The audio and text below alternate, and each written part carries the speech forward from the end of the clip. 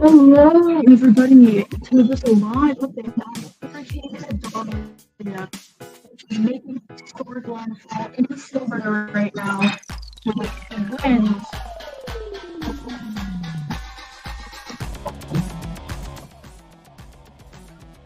Is currently making landfall in Florida.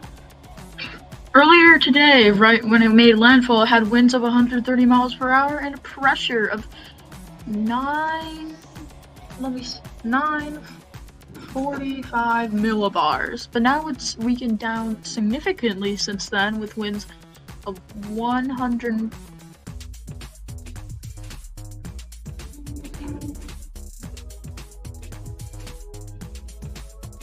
Wait, is the ticker? The ticker didn't work. Hold on.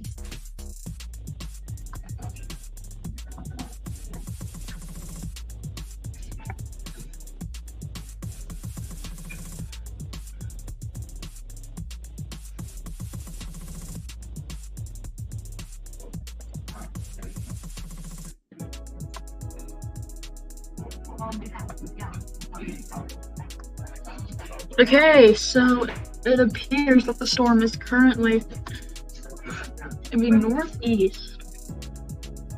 So I will now show the forecast models for the storm. There it is right now. What model should I'm gonna do this model, HMON.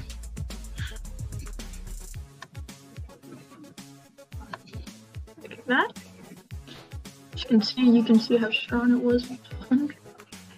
How strong is 140 now?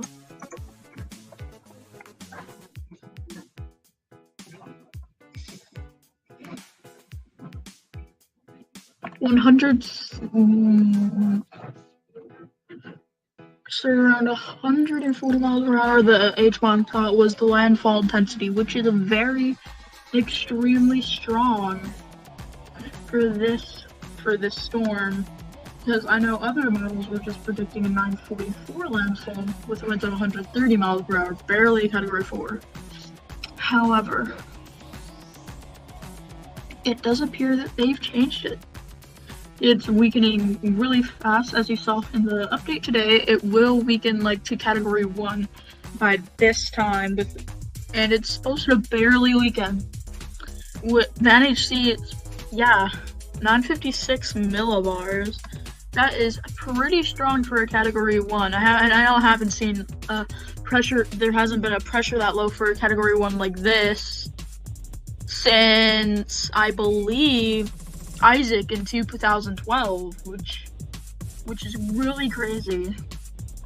Let's look at the next timestamp. As you can see, it is going to go like downhill as it moves northeast. By the time it reemerges, they barely think it's going to be a tropical cyclone. This is not what the NHC is predicting. Let me show you guys. The NHC is predicting. They still think it's 120 miles per hour. I thought it was 110. Yeah, I don't know. Yeah, you can see they are thinking it's going to be a tropical storm by the time it emerges. What appears that HMON is believing that it will be a post-tropical cyclone at right here. Maybe I think I should have,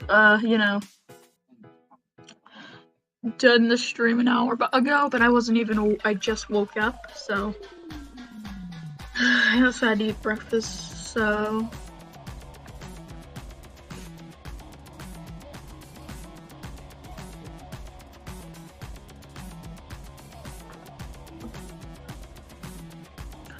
alright,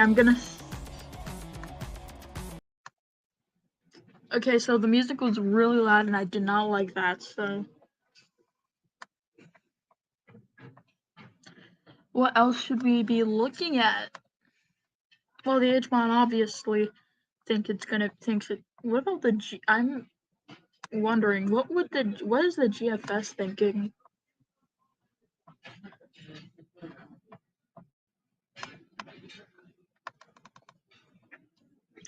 So let's look at it. By the time it reemerges, it will be 996 millibars. Look at that. No, this reminds me. Let's look at Pacific. Pacific, since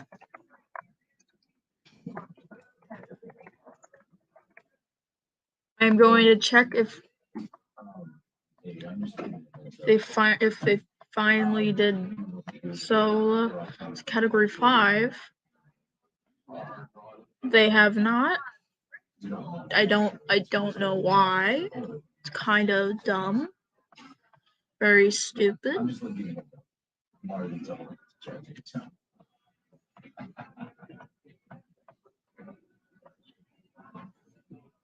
There's a new storm, Kairogi, which is going to hit Japan as a major typhoon. And then there's Haikui, which is going to make landfall in China. It's insane. I'm going to look at the wind speed possibilities, and that is a lot. Oh dear, oh dear.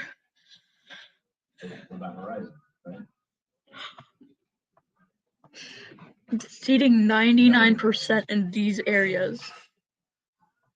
I will be looking at the hurricane wind possibilities, and it will be looping.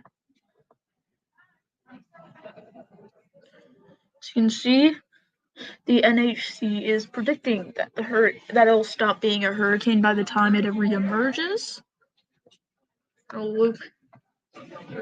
We're gonna go back here. Thank you. How have you been? Good. I'm glad to have you back. Yeah, really are. Good. I'm glad. So yeah, this is currently what the wind rate. This is what they think that the winds are gonna be. This is for tropical storm force winds, not hurricane force winds. We just look at hurricane force winds. You can see 11 right there.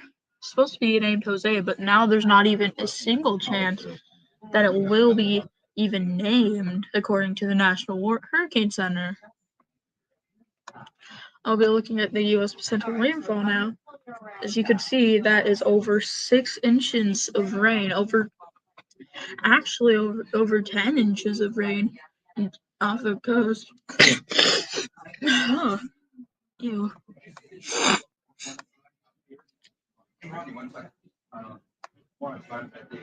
The flash flooding potential is really high, as you can see.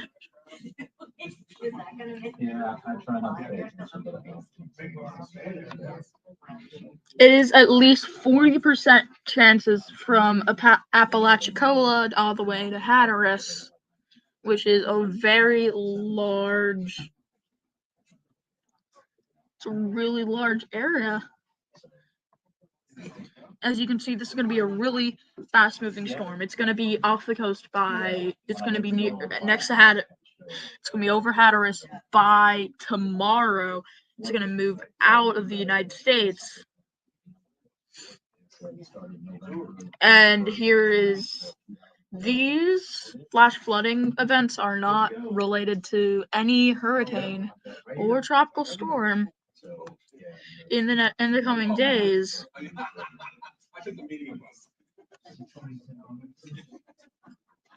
And yeah, it's kind of weird. There's no high chances. You would think in Tallahassee and Georgia there would be, high chances, but no. Seems that the storm is just going to be a main threat for flash flooding in the flat areas, also known as Tallahassee, and several in the eastern parts of these states due to the Appalachia mountain range that is in the western part of these states. The wind history. Let's look at the wind history. Tropical storm force winds extended all the way south, just south of 20 degrees north, around 18 degrees north, all the way to the Georgia border. Hurricane force winds have been doing really great just until now, as the National Hurricane Center has not updated the location for several places, including the rainfall potential and the wind history, which I'm just looking at now. The arrival times. It's the most likely arrival for hurricane force winds. So the storm scene of tropical storm force winds, as you can, let me read off the locations and times for you guys. Wednesday, we've passed it. It's supposed to cross into Georgia by 2 p.m. EST, EDT. We will see that the storms in the center of Georgia, near even Atlanta, I believe, at 12 hours after landfall, it'll be South Carolina.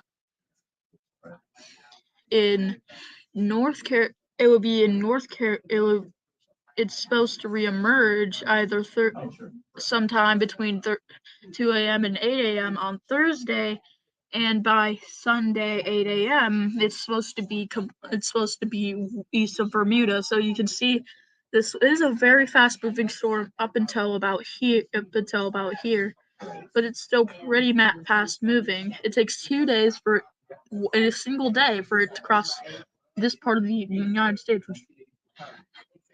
A lot of people underestimate how large this part in particular it is.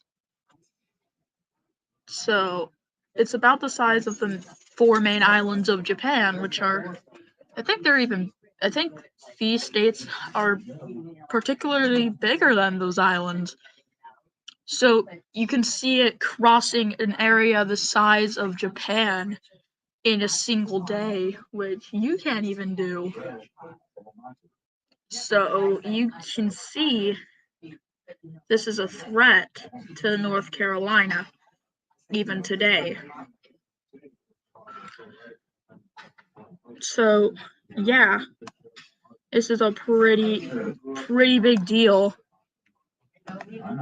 for us.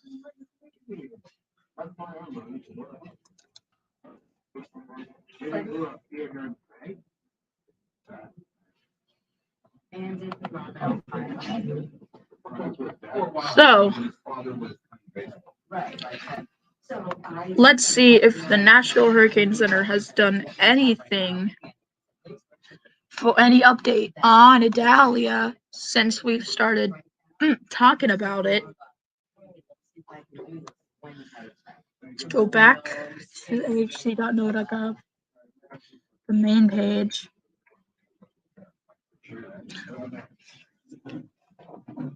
And I'm itching like crazy. Bug bites.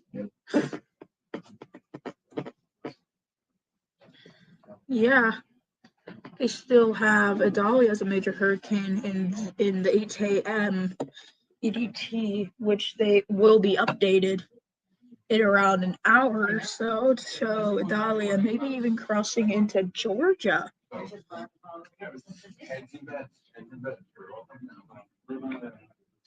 And by 8 p.m. again, it will be in South Carolina, traveling an entire state in just 12 hours, which is really fast. Franklin still is alive. There's some glitches. Some glitch happening. Oh man, it's crazy. And then a new ally. Let me see what this is. Gert? Oh my gosh.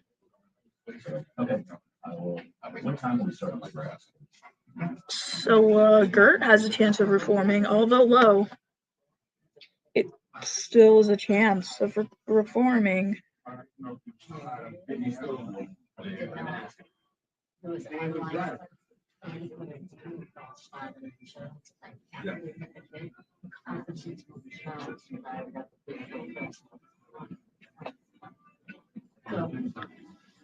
So, although yes, 10%,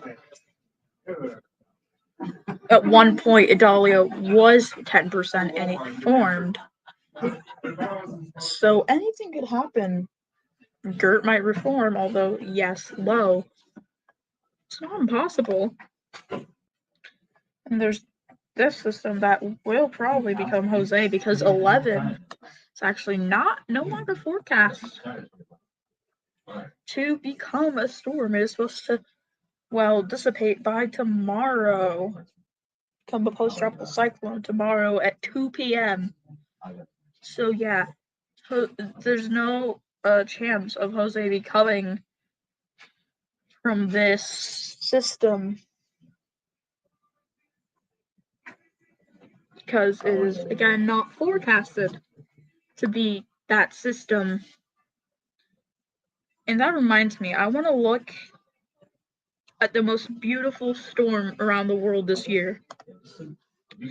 It's actually happening right now in the Philippine Sea.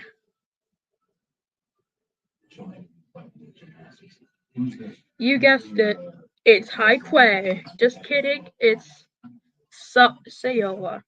Sayola. Let's look at it.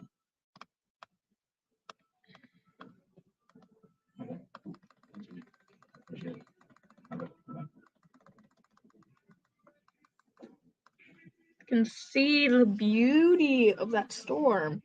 That is a very beautiful storm. Reminds me of Irma 2017.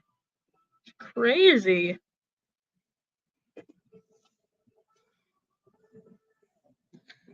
Is expected to keep on intensifying until making landfall in Hong Kong. Maybe even the first Category 5, maybe a second Category 5 landfall in the South China Sea. It'll be the second Category 5 South China Sea landfall ever.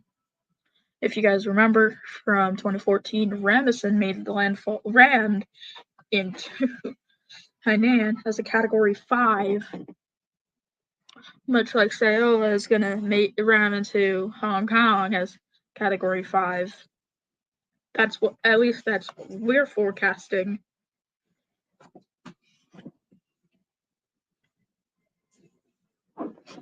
I will now go AFK for now.